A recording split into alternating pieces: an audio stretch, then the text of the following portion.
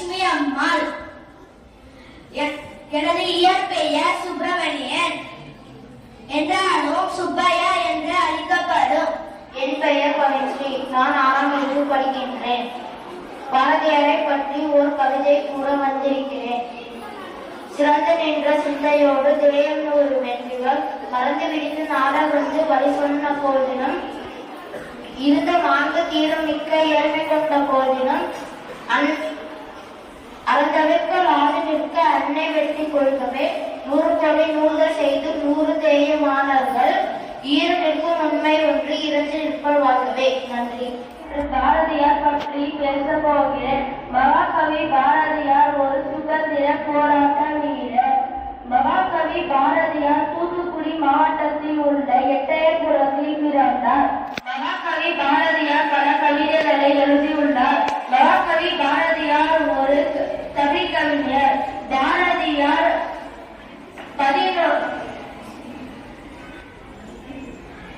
Bharathiyar December 11, 1882ஆம் ஆண்டு பிறந்தார். இவரது தந்தை சின்னசாமி ஐயர், தாயார் லட்சுமி அம்மாள் ஆவார். இவர் பல கவிதைகளை எழுதியுள்ளார். கண்ணன் பாட்டு, குயில் பாட்டு போன்ற காவியங்களை எழுதியுள்ளார். வணக்கம். கவி பாடும் திறமையால் நம் அனைவரும் கவர்ந்த பாரதியை பற்றி என் உள்ளத்தில் ஆழ்ந்திருந்த ஓர் சில வரிகள் இதோ. புரட்சி கவிஞர் மகாகவி பாரதியார் 1882ஆம் ஆண்டு டிசம்பர் 11ஆம் நாள் தூத்துக்குடி மாவட்டம் எட்டயபுரத்தில் பிறந்தார். இவரது பெற்றோர் சின்னசாமி ஐயர், லட்சுமி அம்மாள் ஆவர்.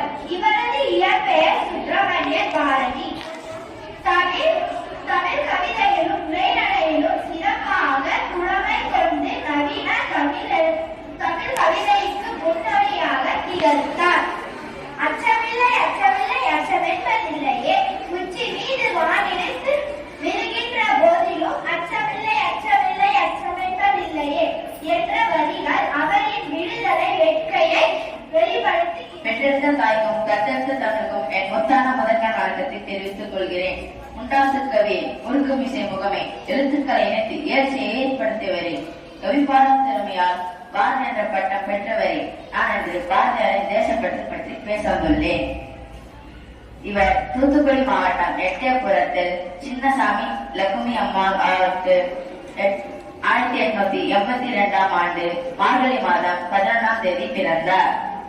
இவர் சிறு வயதில் இருந்து தமிழ் மொழியின் மீது அளவு கடந்த பற்றின் காரணமாக தமிழ் மொழியின் தமிழ் மொழி போல் இனிதாவது எங்கும் காணும் என்று பாடினார்.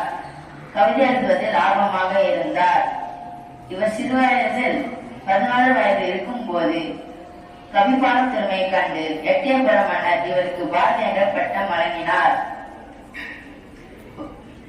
பாட்டு புறப்படவன் பாரதியரடா என்ற கவிமணி தேச விநாயகம் கூறிய பாட்டுக்கு பொருத்தமாக இருந்தவர் சுப்பிரமணிய பாரதியா. ஒரு எழுத்தாளராக, பத்திரிகை ஆசிரியராக, தமிழ் கவிஞராக, சமூக சீர்திருத்தவாதியாக, போராட்ட வீரனாக மட்டுமல்லாமல் எல்லாவற்றுக்கும் மேலாக மகாகவியாக போற்றப்படுகிறார். மெருக்கும் முறுக்குமிசையும் நிபந்தனையும் நேர்கொண்ட பார்வையும் எல்லாவற்றுக்கும் கொண்ட பாரதி காலகாலமாக இருந்திருந்த செய்யுள் நடை கவிதை மரபை மாற்றி புதிய கவிதைகளுக்கு வித்திட்ட யுகபாரதி ஆவார். கவிஞர் செல்லாவின் இடையராத தனிமனித தேடுதல் பாரதி தேசபக்தி பாடல்கள் எழுதுவதற்கு தூண்டுகோலாக இருந்தது. அவர் எழுதிய சில தேசபக்தி பாடல்கள் தமிழ் மக்களின் கவனத்தை இடையராது ஈர்த்தது. அவர் எழுதிய சில தேசபக்தி பாடல்கள் ஸ்வர்த தேச கீதங்கள் 1908 மற்றும் ஜென்மபூமி 1909 ஆகிய 2 புத்தகங்களில் காணலாம். இந்த 2 புத்தகங்களையும் சகோதரி நிவேதிதாவிற்கு அர்ப்பணித்துள்ளார். நன்றி. தாய்க்கும் கற்றெடுத்த தமிழுக்கும் என் முத்தான முதற்கண் வணக்கத்தை தெரிவித்துக் கொள்கிறேன். முண்டாசு கவியே முறுக்கு மிசை முகமே எழுத்துக்களை இணைத்து எழுச்சியை ஏற்படுத்தியவரே, கவிதைகளை பாடி பாரதி என்ற பட்டம் பெற்றவரே, நான் இன்று மகாகவி பாரதியை பற்றி பேச வந்துள்ளேன். பாட்டுக்கொரு புலவன் பாரதியடா என்று கவிமணி தேசிய விநாயகம் பாடிய பாடலுக்கு உரியவர் பாரதி. இவர் தமிழ் மொழியின் மீது கொண்டிருந்த அளவு கடந்த பற்றிய காரணமாக யாமறிந்த மொழிகளிலேயே தமிழ் போல ஈடான மொழி எங்கும் காணோம் என்று பாடியவர். நிமிர்ந்த நடையும் முறுக்கு வீசையும் எளிமையான தோற்றமும் கொண்டவர் பாரதி. இவர் தூத்துக்குடி மாவட்டம் எட்டயபுரத்தில் டிசம்பர் 11ஆம் தேதி சின்னசாமி மற்றும் லட்சுமி அம்மையாருக்கு மகனாக பிறந்தார். இவரின் 11வது வயதில் இவர் கவிப்பாடும் திறனை கண்ட எட்டயபுர மன்னர் இவருக்கு பாரதி என்ற சுட்ட பெயரை சூட்டினார். இவர் நம் நாட்டிற்காக நல்ல பணிகளை செய்வதை உயிர் மூச்சாக கொண்டிருந்தவர். இவர் 1921ஆம் ஆண்டு செப்டம்பர் 11ஆம் தேதி இவ்வுலகை விட்டு விண்ணுலகம் சென்றார். இவர் கூறியவாறே நாமும் நம் சமூகத்தையும் நல்வழிப்படுத்துவோம் என்று கூறிய உரையை முடிக்கிறேன். வந்தே மாதரம், வந்தே மாதரம். நன்றி, வணக்கம். ஒரு கவிதை ஒன்று கூறுகிறேன். எவனையும் பெற்று காகிதம் என ஒருபோதும் எண்ணாதே, அவன் ஒரு நாள் பட்டமாய் பறப்பான், நீயும் அண்ணாந்துதான் பார்க்க வேண்டும். நன்றி. தமிழுக்கு முதல் வணக்கம். அனைவருக்கும் வணக்கம். நான் உங்கள் மகாகவி பாரதியார்.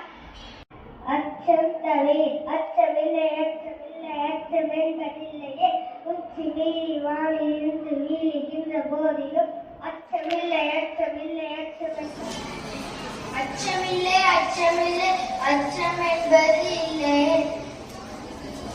இச்சகத்து உள்ளோரெல்லாம் எதிர்த்து நின்ற போதிலும் அச்சமில்லை, அச்சமில்லை, அச்சம் என்பதில்லை.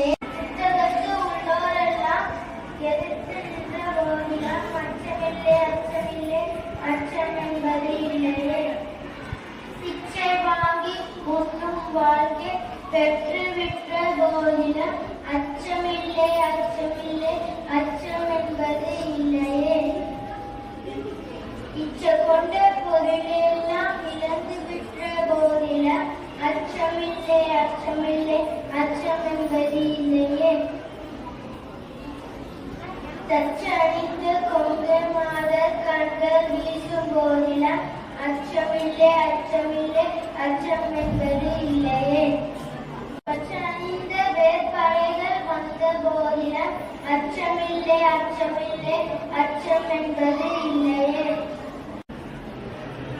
உச்சில் மீது வானிடிந்து வீழ்கின்ற போதிலும் அச்சமில்லை, அச்சமில்லை, அச்சம் என்பது இல்லை. நன்றி. நஞ்சிரு கிளியே கண்ணம்மா செல்வ கலன்